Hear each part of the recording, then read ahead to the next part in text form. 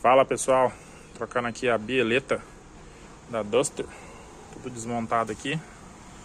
Vou trocar a bieleta e a bucha da barra. Então a gente tem que soltar esse parafuso aqui da bieleta, esse de baixo e a barra estabilizadora que está ali atrás. Primeiro temos que tirar essa peça aqui.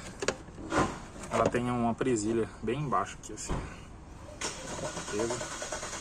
Essa presilhinha aqui. Solta ela, a peça já sai.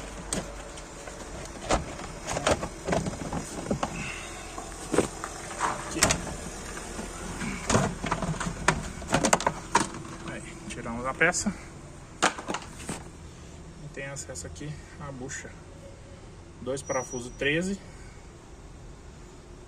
Parafuso normal. E aqui na bieleta é parafuso 17. Para tirar, a gente precisa prender aqui com a chave Allen ou a Torx e soltar a porca. Eu vou soltar os dois lados, depois eu mostro para vocês. Parafuso tirado, né? A bieleta já sai, a parte de cima. Agora temos que soltar a parte de baixo. Lembrando que o parafuso de cima é anti-horário, né? Anti-horário ele solta. O de baixo, como está invertido, é horário, é pro outro lado. Pro outro lado que solta ele. Senão, não vai.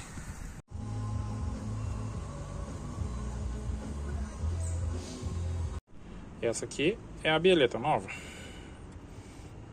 Diferença, muita diferença. Ó. Aqui as duas buchas, a nova e a velha. A nova, né? Pode ver que ela é mais fechadinha aqui. E aqui, ó, como que a velha tá bem aberta. Tanto isso quanto essa aberturazinha aqui. E a altura delas também, né? Talvez aqui na câmera não dê pra perceber, mas a olho nu é bem perceptível. Então é mais alta do que a outra. Aqui, ó, no meio, ó. No meio dela aqui, nessa posição aqui. Ó. Essa aqui, a velha tá mais desgastada. Uma coisa curiosa da bucha nova é que ela não encaixa totalmente. Você tem que ir apertando os parafusos e aí ela vai assentando dentro do suporte. Mas ela não encaixa nem na barra, nem na bucha, de forma, como diz, automática. Você vai apertando o parafuso e ela vai assentando. Serviço finalizado. Bieleta nova trocada. Buchinha da barra estabilizadora trocada. Nossa, 2 horinhas de serviço aí. É isso aí, pessoal.